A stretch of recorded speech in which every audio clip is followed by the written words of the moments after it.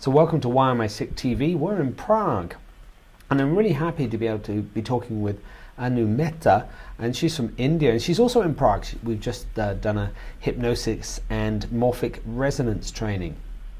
And I think it's really important that I just tell you a little bit about how I met Anu and why we are actually here in Prague, and also about this the upcoming trainings that we're going to be doing in India, which I'm really, really excited about.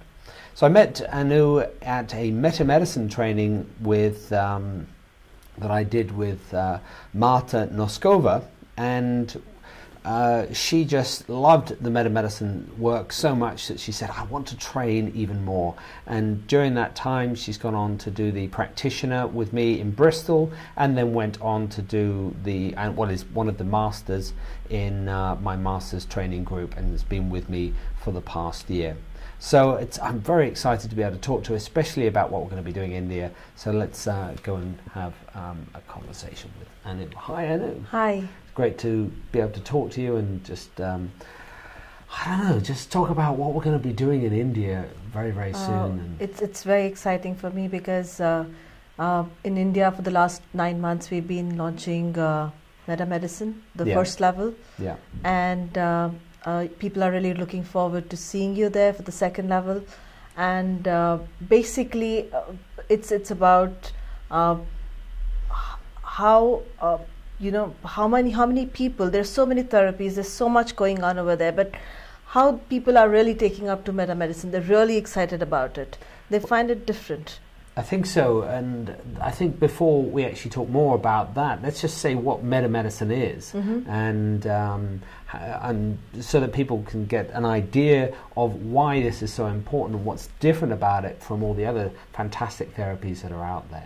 So, in your take, what do you think meta medicine is, and how is it going to influence people in India? I think the main thing is that so far people have been looking at why somebody's falling sick, and when they cannot find the answer, they would go to somebody, go for alternate therapies. I have still found people doing therapies without knowing why really a person has fallen sick. So meta medicine actually gives us a direction, why. And then, of course, there are various therapies over there, but there's nothing really that's telling us today in India why a person has actually fallen sick. And, you know, you go to the doctor will say, you're stressed out, go clear out the stress. But which stress? Which stress is the one which needs to be cleared out? And meta medicine has just made that so much more easier for me to look at it, and if people know why it has happened, it's so much more easier to kind of clean it up. I often say to people that, what do I do? And I say I lecture on how specific stressful events cause certain diseases, and that's basically what meta medicine is about. And I also say, well, what's it called? And I say meta medicine, and it's not a therapy. And I think people need to understand that, and specifically they need to understand that in India, because this is not just another therapy, is it? And no, definitely not. So what are you already doing over there? Because I know you've been laying down the foundation, teaching meta medicine level 1, and also the meta healing process as well, level 1. And I really do implore people to go and train with Anu to get that basic understanding, because you know, you've invited me over to do a 4-day training, which is going to be a little bit more in depth. So can you tell me a little bit more about what you've been doing, and also then what the next stage is going to be? I think the training started almost a year back in India, and at that point nobody really knew what meta medicine is all about. The change today is that when people hear about meta medicine, they've become curious, they want to know what it is, and they're realizing it's different. The main thing, as I said, they don't need to go to, you know, the gurus or to anyone. They have a great place where they can actually find out why somebody is, you know, it's not just past life. Right. And even if it is past life, then why not search for Udins right now, right here? Let's just explain what a Udin moment is. It's an unexpected, dramatic, isolating shock where we have no strategy to deal with something, and that's basically what we know in meta medicine causes disease. But tell me, what are people doing in India then at the present moment, and why would they be interested in something like meta medicine? And we'll talk a little bit about the meta healing process as well. As I mentioned earlier, there are a lot of therapies there, brilliant therapies. We're into meditation, yoga, de-stressing, theta healing. You have hypnotherapy, clinical hypnotherapy, Eastern hypnotherapy, tantra. But these are all therapies. None of these are, yes, they tell you what could be a cause of a disease, but they don't really pinpoint the UDIN, as you said, the unique, dramatic, isolating experience where a person does not have a strategy. And more important, when I'm working with people, I'm realizing if they did have a strategy, then they wouldn't fall sick. You know, both myself and yourself have been through situations and come to that realization. Basically a strategy is a process that people can follow in order that they then can live their lives. Because let's face it, horrible stuff happens in our lives. And how we deal with it is the difference between just pushing it, as we say in the United Kingdom, under the carpet, and actually dealing with it, facing up to it and doing something about it. So let's talk a little bit about the meta healing process. Tell people a little bit more about that. You know, as you just said that, putting it under the carpet, I'm just going to go to meta healing, but just to bring the point that yes, it's the biggest thing is the secrets. Yeah. And if we do have a secret in our pocket, let's put it like this, then I don't have a strategy, because I'm not going to discuss it with anyone. I'm not going to let anyone know about it. I'm ashamed about it. I don't think there's hope, and I'm just going to not work. Now, meta healing is one of the best things that has happened in my life, at least, because I already know about EFT, the yoga and meditation and Reiki and everything. But when you're putting meta healing together, it's like almost going into every layer of where the shock gets registered. It's like in the brain, in the heart, as well as in the organ.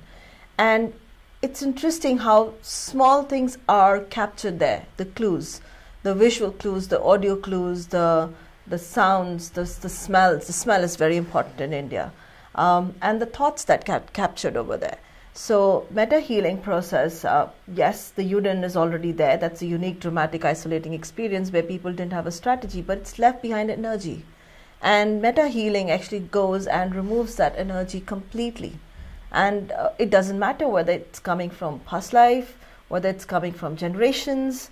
And most interesting, you look at epigenetics with it, you look at generational beliefs, and you look at why people have been behaving in the same manner. And if you can change the pattern there, what I've also realized, it changes something. It's like in a resonance. If everything is in matrix, then if I change something about myself, something changes with my family members too. So it's very interesting therapy. And I know you've had great results already in India with many people. And can you talk about one or two of those that might just come to mind? I'll put you on the spot there, sorry about that.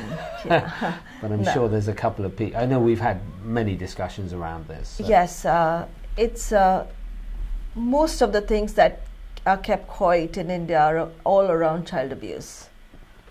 Yeah. And these things happen at the age of 3, 4, 5, 6 maybe, and it's always the family members who are involved. Now, I'm not saying that means that the child gets raped at home. But what I'm talking about here is the child gets touched in a wrong way. And he cannot understand why that is happening. And he or she is told that you need to respect elders, you need to understand them, and you need to say yes to everything that they're doing. So what they're doing is absolutely okay. So I've had a lot of cases where women cannot conceive because of this. And you know that in meta medicine, if somebody's been wrongly touched, especially the woman, her fallopian tubes can get blocked. Yes. and she can have ovarian cysts because she feels kind of a massive loss, profound conflict where she may lose her childhood. She may not feel connected to her friends anymore, and that's a big loss for her at that point. And for boys that young, they may have problems with ejaculation, and nobody talks about this. It's completely under the covers. So it's not easy, but Meta Healing, on the other hand, has created a forum, a place where people have been able to talk and have for the first time realized that this is connected to this. It's not like, one fine day I had a germ in my body and it created it. No, it's a sequence which started probably at the age of 4, 5, 6. And by the time they have really reached the age of 21, 22 and they're getting married, they suddenly realize they cannot conceive at all. So that's something that's really, really intriguing. And certainly talking to you about what's going on in India and the abuse, and I think most people in the Western culture would understand or have seen some of that. The famous movie, what was it called? The big one that won the Oscar. I can't remember off the top of my head. It doesn't really matter. It'll come to me in a moment. But basically that movie talked about this child abuse, how children can literally be taken away from whole families and be made slaves and all these other types of things, which is horrific. And talking to you about coming to India, I've been going, well, you say on the one hand you will hate India, and on the other hand you will love it, and then you will hate it, and then you will love it, because it's a country of contradictions. And I think that comes across, especially when we are wanting to assist people to heal, and this whole idea of this abuse is all massive and part of all of that, and you're opening up that can of worms.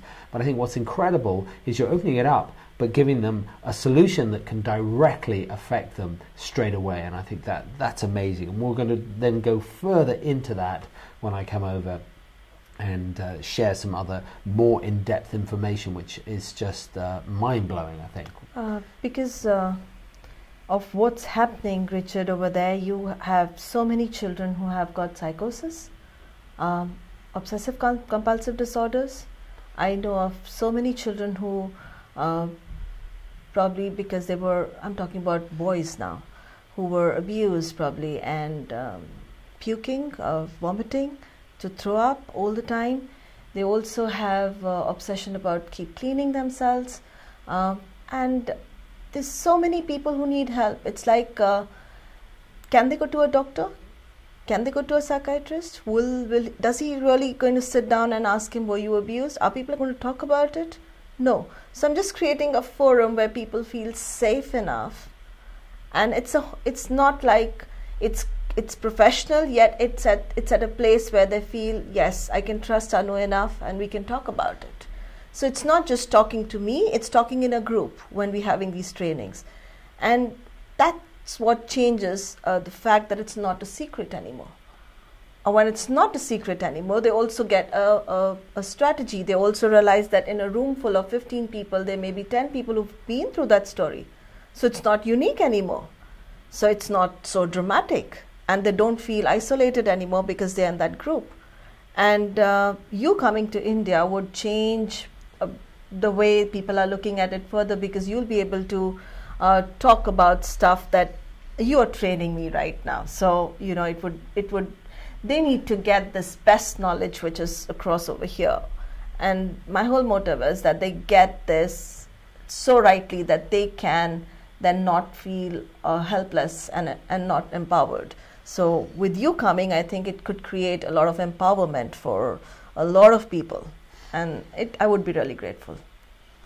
Well, I'm also coming over to do a conference as well.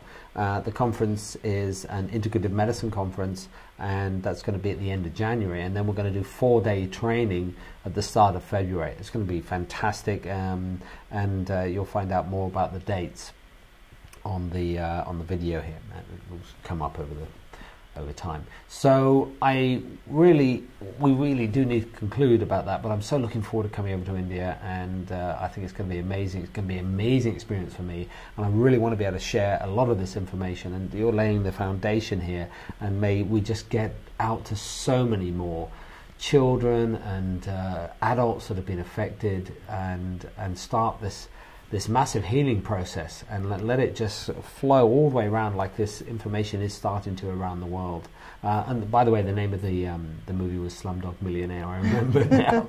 And you know, there we go. And I really want to thank you, Anu, and thank you for just letting me talk and listening to you talk as well. And let us, you know, again, it's not very long before we actually meet again in India. Thank you so much. Okay.